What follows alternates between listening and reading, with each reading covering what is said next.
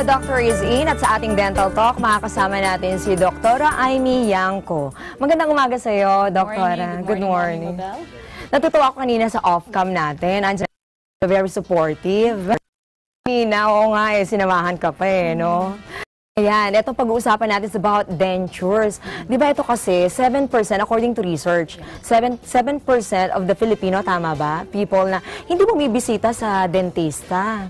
Bakit kaya nagkakaganon? Normally kasi, di ba, akala natin pag dentist, nakakatakot, di ba?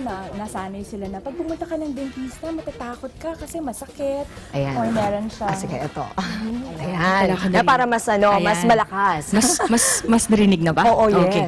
Kasi madalas, no, sinasabi nila pag dentist, nakakatakot or hindi ko alam kung anong gagawin ko pag pumunta ako ng dentista, pero alam mo, ang dami na ngayon na pwedeng gawin na paraan para hindi matakot ang mga pasyente sa dentista. Kasi nga, di ba, sa 7% na yun, then 9% naman ang may pustiso. Tama po ba? So, ano ngayon ang mga common misconception about dentures? Kasi iba natatakot talaga magpa-dentista. Di ba, maganda naman, masisira kasi ang ipin kung hindi ka naman nagpapa-dentista. So, ngayon, iba naman, dahil sa hindi pagbibisita, nasisira at nagkakaroon na ng dentures. Anong ba yung mga misconceptions ng mga iba?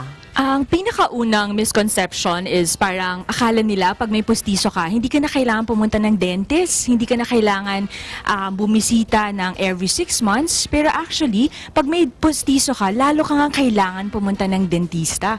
Kasi kailangan i-check natin yung well-being mo, ginagamit mo ba yung pustiso ng tama. One of the misconception pa is pag nagkapustiso ka, hindi ka na salita ng maayos, makakakain ng maayos, or kahit kumanta ng maayos. So, lahat ito, kahit may denture ka, pwede pa rin gawin. Kasi sa una, napapansin ko, di ba, pag sa may mga pustiso, ang ipin, na maganong una. Kaya siguro ayaw nila. Pero after that, di ba, nawawala na rin naman yun. Kasi nag-a-adapt na rin. And then, eto nga pala, paano ba yung tamang paglilinis or proper care of the dentures? Kasi yung iba, eto na, may pustiso na nga sila, pero sabi nga, dapat bumibisita. Ano pa yung mga dapat na gawin? Ang pinakamali na narinig ko, no, na sa isang pasyente ko, nilulubog nila sa kumukulong tubig ang denture. So, dapat hindi natin siya kailangang ilubog sa mainit na tubig. Pwede tayong gumamit ng mga cleansers, huwag tayo gumamit ng toothpaste. Madalas, akala nila ang toothpaste pwedeng gamitin sa paglinis ng dentures kasi ginagamit natin sa ngipin. Pero actually, very abrasive ang toothpaste para sa dentures natin. So, ano yung dapat na gamitin, Doc? Kasi di ba, usually talaga, toothpaste Tama.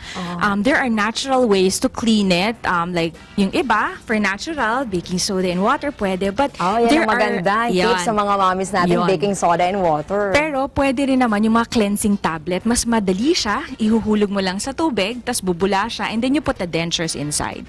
So, ganun pala yun. So, mas maganda pala yung mga sinabi mo, Doc, kesa naman doon sa toothpaste. Kasi usually talaga, toothpaste ang ginagamit dahil nga nasasanay na. Tama. Eto naman, ano yung mga benefits na natin?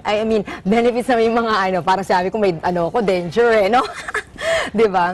Anong benefits nga pala kung pangangalaga mabuti yung denture? The dentures kasi should last for a long time, no? Lalo na kapag na-maintain agad ng dentista, yung pag-visit mo sa dentist, no?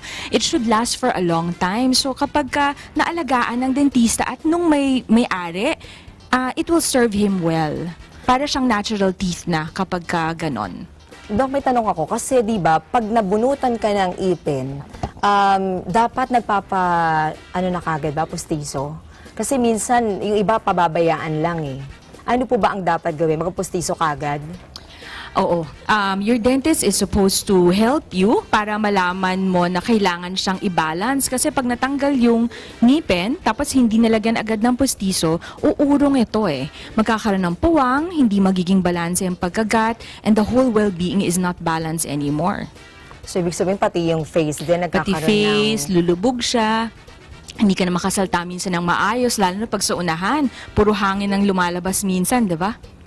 Meron kasi akong kakilala na nabunutan siya ng ipin sa taas, tapos hindi nga nakapagpa-denture din, at dumating yung mahabang panahon, nagpa-dentista siya, sabi ng dentist daw, bumababa, at may tendency bang talagang malaglag na yon? Okay, that's called supraeruption. Lalo na kapag walang ngipin sa baba, ang nangyayari, parang akala mo humahaba yung ngipin. Humahaba yung ngipin pag nasa taas siya. Kasi walang pumipigil sa ngipin na pagbaba. Kaya kailangan lagyan ng postiso. So it should be balanced. It should be dapat. balanced, yes. Ayun, yun pala. Doc, ano pa yung mga gusto mong ibigay ng tips para sa ating mami? Para din naman sa kabatiran nila, para sa mga dentures, ano pa yung pwede mong idagdag? Yun nga, yung kanina pinag-uusapan natin. Actually, pag may denture ka, hindi ibig sabihin na papangit ka. Normally, mas gumaganda ka pa kapag may dentures kasi nababalanse yung mukha mo, hindi siya lulubog. You will also look younger, lalo na kapag marami ng ngipin na wala. Ayun. Baka meron ka pang gustong last message, pagbati? Nabati ko lahat ng aming mga kaibigan, lahat ng mga in the organization also and stuff, and also my husband, thank you for coming. Yun nga, they told me that they have a promo yata. There's a hotline that's helping them. They're gonna give free adhesive and cleansing tablets, I think. But if you just have to call their hotline number, can I mention the hotline Yes. number? It's 1-800. It's 1-800-1441-0883. Ulitin niyo po.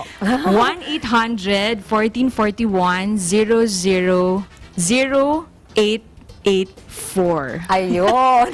So, nakuha nyo mga kataong bahay yung number kasi merong free oral Free adhesive, I think, at saka adhesive. cleanser. Cleanser. O, ayan, para makapila na kayo. Maraming salamat, Dr. Amy. Marami kaming nalaman sa iyo about sa dentures. At up next, meron tayong mga kasama. Siyempre, ang taga-Easy Shop at si Abay Maylin ang siyempre, mag-interview sa kanya. Babalik pa ang taong bahay. Diyan lang kayo. Tutok lang.